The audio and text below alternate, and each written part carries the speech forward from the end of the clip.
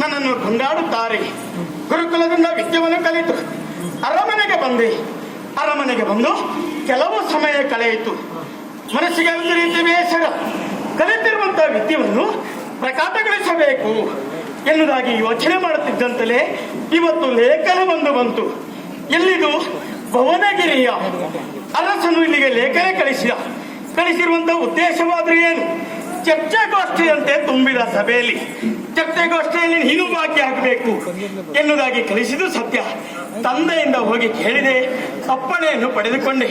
ಹೊರಟು ನಿಂತಿದ್ದು ಭುವನಗಿರಿಯ.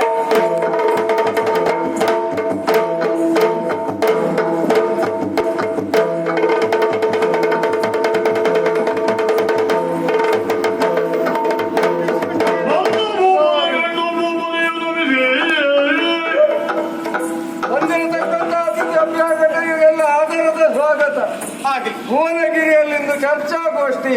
ಅದು ಕೇವಲ ಕ್ಷತ್ರಿಯರಿಗೆ ಮಾತ್ರ ಮೀಸಲಾದಂತಹ ಚರ್ಚಾಗೋಷ್ಠಿ. ಇದು ವಿದ್ವಜ್ಜನರನ್ನು ಕರೆಸಿ ಚರ್ಚಾಗೋಷ್ಠಿ ನಡೆಸುವುದು ದೊಡ್ಡ ವಿಚಾರ ಅಲ್ಲ.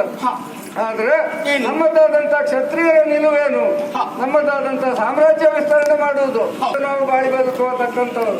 ನಾವೆಷ್ಟು ವಿದ್ಯೆಯನ್ನು ಪಡೆದುಕೊಂಡಿದ್ದೇವೆ, ಜ್ಞಾನವೇತ್ತರಾಗಿದ್ದೇವೆ ಅನ್ನುವುದನ್ನು ಅರಿಯುವ ಸಲುವಾಗಿ ಈ ಚರ್ಚಾಗೋಷ್ಠಿಯನ್ನು ಏರ್ಪಡಿಸಿದ್ದು.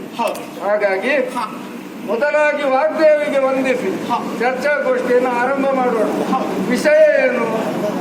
ಒಂದೇ ವಿಷಯ, ದೇವರು ಮೇಲೋ ದೈವಗಳು ಮೇಲೋ ಅನ್ನುವುದಾಗಿ. ನಮ್ಮದಾದಂತಹ ನಾಡಿನಲ್ಲಿ ದೇವರಿಗೂ ಹಾಗೂ ದೈವಗಳಿಗೂ ಸಮಾನವಾದಂತಹ ಮಾನ್ಯತೆಯನ್ನು ಕೊಟ್ಟು ನಾವು ಅವುಗಳನ್ನು ಭಕ್ತಿಯಿಂದ ಪೂಜಿಸ್ತಾ ಇದ್ದೇವೆ.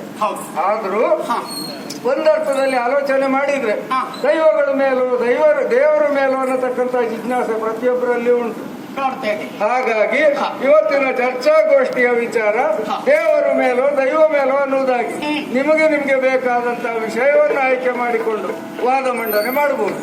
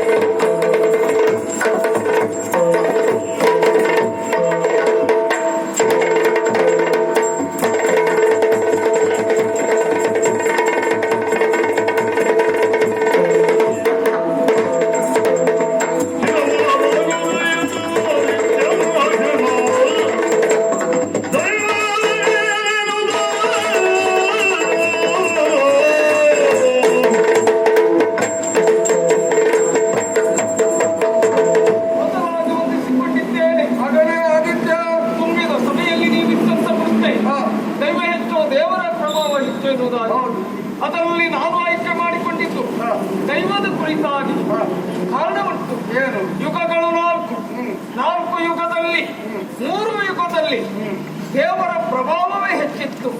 ಹಾಗಾಗಿ ದೇವರ ಅವತಾರವನ್ನೆತ್ತಿ ದುಷ್ಟರನ್ನು ಸಂಹಾರ ಮಾಡುವುದಕ್ಕೆ ಸುಲಭವಾಯಿತು. ನಡೆಯುತ್ತಿರುವಂತಹ ಈ ಕಲಿಯುಗದಲ್ಲಿ ದೇವರಿಂದ ಆಗುವುದಿಲ್ಲಂತಲ್ಲ, ಅದರಲ್ಲಿಯೂ ಮಾನವರಲ್ಲಿ 2 ಗುಣ ಇದ್ದ ಕಾರಣಕ್ಕಾಗಿ ದೈವ ಎನ್ನುವುದನ್ನು ಸೃಷ್ಟಿ ಮಾಡಿ ಭೂಮಿಗೆ ಇಳಿಸಿಬಿಟ್ಟ. ಹಾಗಾಗಿ ಕಲಿಯುಗದಲ್ಲಿ ದೈವದ ಪ್ರಭಾವವೇ ಹೆಚ್ಚು. ಇದು ನಿನ್ನ ವಾದವ? ಹಾಗೆ ನಮ್ಮದಾದಂತಹ ಈ ಭುವನಕ್ಕೆ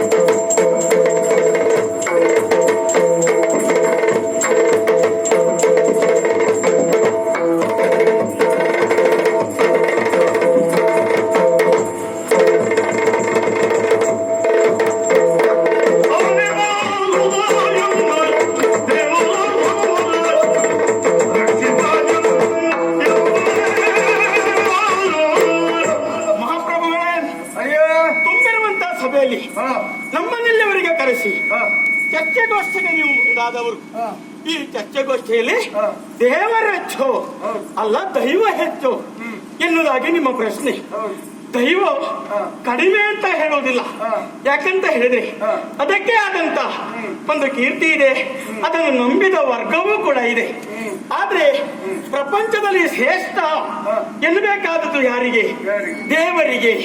ಯಾಕಂತ ಹೇಳಿದ್ರೆ ಹೋದ ಕಲ್ಪದಲ್ಲಿ ಲಯಗೊಂಡಿರುವಂತಹ ಪ್ರಪಂಚ ಪುನಃ ಸೃಷ್ಟಪಡಿಸುವುದಕ್ಕಾಗಿ ಆದಿಶಕ್ತಿ ಹೋಮೆಂದಾಗ 3 ಜನರಿಗೆ ಜನ್ಮವನ್ನಿಟ್ಟಿದ್ದಂತೆ ಬ್ರಹ್ಮ ವಿಷ್ಣು ಮಹೇಶ್ವರ ಎನ್ನುವುದಾಗಿ ನಾಮಕರಣವನ್ನು ಮಾಡಿರುವಂತಹ ಆಕೆ ಅವರಿಗೆ ನೇಮಿಸಿದ್ದೇನು? ಒಬ್ಬನಿಗೆ ಸೃಷ್ಟಿ, ಮತ್ತೊಬ್ಬನಿಗೆ ಪಾಲನೆ, ಮತ್ತೊಬ್ಬನಿಗೆ ಲಯ, ಹೀಗೆ ಕಾರ್ಯವನ್ನು ನೇಮಿಸಿರುವಂತಹವರು ಆದಿಮಾಯ ನೇಮದಂತೆ ದೇವರ ಕಾರ್ಯದಂತೆ ಪ್ರಪಂಚವನ್ನು ಸೃಷ್ಟಿ ಮಾಡಿ ಹಾಗೂ ಹೋಗುಗಳನ್ನೆಲ್ಲ ನಿವಾರಿಸುತ್ತಾ ಬಂದವಳು ಆ ಆದಿಶಕ್ತಿ. ಆ ದೇವರ ಪ್ರಪಂಚದಲ್ಲಿ ಕೀರ್ತಿಯನ್ನು ಬಿಟ್ರೆ ದೈವ ಅಂತ ಹೇಳೋದಕ್ಕೆ ಖಂಡಿತ ಸಾಧ್ಯವಿಲ್ಲ. ಇದು ನಿಮ್ಮ ವಾದ. ಮೊದಲಾಗಿ ಕೇಳುತ್ತೇನೆ, ಎಲ್ಲಿಂದ ಬಂದದ್ದು? ತಾವು ನೆನಪಾಗಲಿಲ್ಲ ಕೇಳಲಿಕ್ಕೆ. ಅವಾಗ ಕಾಂತಾರದ ಅಧಿಕಾರ ನೀವು ಲೇಖನವನ್ನು ಕಳಿಸಿಕೊಟ್ಟಿದ್ದೀರಿ. ಕಾಂತಾವರದ ಅಧಿಕಾರಿ ಅಲ್ಲ, ಅಲ್ಲಿನ ಯುವರಾಜ ಪ್ರದೀಪ ಅನ್ನತಕ್ಕಂಥ ನಾಮಧೇಯ ಮಂಡಿಸಿದಂತ ವಾದವೆರಡನ್ನು ನಾನು ಸೂಕ್ಷ್ಮವಾಗಿ ಗಮನಿಸಿದ್ದೇನೆ. ನನ್ನ ಅಡಿಗೆಯನ್ನು ಕಡಿಮೆವೂ ಅಲ್ಲ, ಪ್ರಕಾಂಡ ಪಂಡಿತನೇ ಹೌದು. ಆದ್ರೆ ಆತನದ್ದಾದಂಥ ನಿಲುವೇನುಂಟು, ದೈವಗಳ ಕುರಿತಾಗಿ ಅತೀವವಾದಂಥ ಚಿಂತನೆಯನ್ನು ಆತ ಹೊಂದಿದ ಕಾರಣದಿಂದ ದೈವಗಳ ಕುರಿತಾಗಿ ಮಾತನಾಡಿದ. ದೈವಗಳೇ ಸರ್ವಸ್ವವಾಗಿರುವುದಾಗಿದ್ರೆ ಧರ್ಮಕ್ಷೇತ್ರದಲ್ಲಿ ನೆಲೆಸಿದಂತ ಧರ್ಮ ದೇವತೆಗಳು ಅಲ್ಲಿನ ಆಗತಕ್ಕಂಥ ಅನಾಚಾರ ಮತ್ತೊಂದು ಕೊಲೆಯೋ ಅತ್ಯಾಚಾರವೋ ಮತ್ತೊಂದು ಸುಮ್ಮನೆ ಕಣ್ಣು ಮುಚ್ಚಿಕೊಂಡು ಯಾಕೆ ಕುಳಿತಿದ್ದಾರೆ? ತಮ್ಮದಾದಂತ ಪ್ರತಿಭಟನೆ ತೋರಿಸಬೇಕಿತ್ತು. ದೇವರು ತೋರಿಸಲಿಲ್ಲ ಯಾಕೆ ಅಂತ ಹೇಳಿದ್ರೆ ಹಾ. ಪ್ರಪಂಚದಲ್ಲಿ ಕೆಟ್ಟದ್ದನ್ನು ಹೊಳೆಯಬೇಕಿತ್ತು. ಹಾ.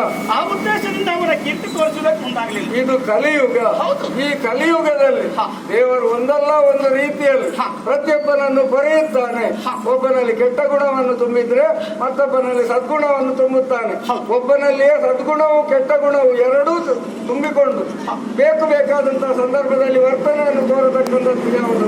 ಬುದ್ಧಿ ಕರ್ಮಾನುಸಾರಿಣಿ ಅಂತ ಹೇಳಿದ್ದಾರೆ. ಕರ್ಮ ಯಾವುದನ್ನು ಹಿಂಬಾಲಿಸುವಾಗಿ ಭಗವಂತನ ಪ್ರೇರಣೆ ಇಲ್ಲದೆ ಪ್ರಪಂಚದಲ್ಲಿ ಒಂದು ಹುಲ್ಲುಕಡ್ಡಿಯೂ ಅಲ್ಲಾಡ್ಲಿಕ್ಕೆ ಸಾಧ್ಯ ಇಲ್ಲ. ಈ ವಾದವನ್ನು ನಾನು ಮೆಚ್ಚಿಕೊಂಡೆ. ಖಂಡಿತ. ಹಾಗಾಗಿ ಇಂದಿನದಾದಂತಹ ಈ ಚರ್ಚಾಗೋಷ್ಠಿಯ ಅಂತಿಮ ಹಂತ ಇದು. ಯಾರು ಗೆದ್ದವರು ಅನ್ನೋದೊಂದು ತೀರ್ಮಾನ ಬೇಕಲ್ವ? ಇಬ್ಬರು ಮುಂದೆ ಬನ್ನಿ. ಈ ವಾದದಲ್ಲಿ ಗೆದ್ದದ್ದು ಕಾಂತಾವರದ ಯುವರಾಜನಾದಂತ ಪ್ರದೀಪ. ಮೊದಲಾಗಿ ವಂದಿಸಿಕೊಂಡಿದ್ದೇನೆ. ಈ ವಾದವನ್ನು ಕೇವಲ ನಮ್ಮದಾದಂತಹ ಬುದ್ಧಿಶಕ್ತಿಯನ್ನು ಹೆಚ್ಚಿಸುವ ಸಲುವಾಗಿ ಮಾಡಿದ್ದಲ್ಲ. ಮತ್ತೆ ವಾದದಲ್ಲಿ ಗೆದ್ದವರಿಗೊಂದು ಬಹುಮಾನವನ್ನು ನೀಡಬೇಕಾದದ್ದು, ಗೌರವ ಕೊಡಬೇಕಾದದ್ದು, ಪುರಸ್ಕರಿಸಬೇಕಾದದ್ದು ನನ್ನ ಕರ್ತವ್ಯ. ಹಾಗಾಗಿ ಒಂದು ಬಳುವಳಿಯನ್ನು ಕೊಡಬೇಕು ಅಂತ ಆಲೋಚನೆ ಮಾಡಿದ್ದು. ಎಂತದ್ದು? ಏನನ್ನು ಕೊಡುವುದು? ವಾದ ಸರಣಿಯೂ ಹೌದು, ವಿವೇಕಯುತವಾದಂತಹ ಗುಣನಡತೆಯೂ ಹೌದು.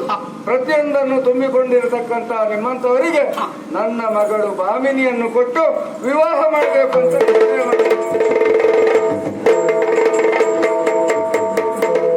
ನನ್ನ ಅಳಿಯನಿಗೆ ಬಹುಶಃ ಸಿಟ್ಟು ಬಂತು ಕಾಣುತ್ತದೆ. ಮಹಾಪ್ರಭುಗಳೇ, ತುಂಬಿದ ಸಭೆಯಲ್ಲಿ ಎದ್ದು ಹೋಗುದು ಸಹಜವಾದ ಗುಣ. ಅದು ಆದ್ರೆ ಎದ್ದು ಹೋದೆಂಬ ಕಾರಣಕ್ಕೆ ಬೇಸರಿಸಬೇಕಂತಿಲ್ಲ. ಇದ್ದವರೆಷ್ಟು ಒಳ್ಳೆಯವರು ಅವರ ಬಗ್ಗೆ ಗಮನ ಇಡಬೇಕಾದ್ದು ನಮ್ಮ ಕರ್ತವ್ಯ ಅಲ್ಲ. ಈಗ ನೀವು ಹೇಳಿದ ಹಾಗೆ ಅವನ ಸಿಟ್ಟನ್ನು ನಾನು ಶಮನಗೊಳಿಸ್ತೇನೆ. ನಮ್ಮಲ್ಲಿ ಇರತಕ್ಕಂಥವ ನನ್ನ ತಂಗಿಯ ಮಗ ಆದ ಕಾರಣದಿಂದ ದೊಡ್ಡ ವಿಚಾರ ಏನಲ್ಲ. ಆದ್ರೆ ನಾನು ತಕ್ಕೊಂಡ ನಿರ್ಧಾರ ಅದರ ಕುರಿತಾಗಿ ಆತನಿಗೆ ಏನು ಬೇಸರ ಉಂಟೋ ಗೊತ್ತಿಲ್ಲ. ನಾನು ಅದನ್ನು ಆಮೇಲೆ ವಿಚಾರಿಸುತ್ತೇನೆ. ನಾಳೆ ಮನೆಯಲ್ಲಿ ಕುಳಿತು ಚರ್ಚೆ ಮಾಡೋಣ. ಹೌದು. ಆದ್ರೆ ಇವತ್ತಾಗಬೇಕಾದದ್ದೇನು ಹೇಳಿ? ಈಗ ವಿವಾಹ, ಈಗ ಮದುವೆ ಆಗಬೇಕು. ಮದುವೆ ಆಗಬೇಕಂತಾದ್ರೆ ನನ್ನೊಬ್ಬನ ಒಪ್ಪಿಗೆ ಸಾಕಾಗ್ಲಿಕ್ಕಿಲ್ಲ. ಹಿರಿಯವರ ಒಪ್ಪಿಗೆ ಬೇಕು. ಅವರೆಲ್ಲವರ ಒಪ್ಪಿಗೆಯನ್ನು ಪಡೆದುಕೊಂಡು ಮರಳಿ ಬರ್ತಾರೆ. ಆದಷ್ಟು ಶೀಘ್ರದಲ್ಲಿ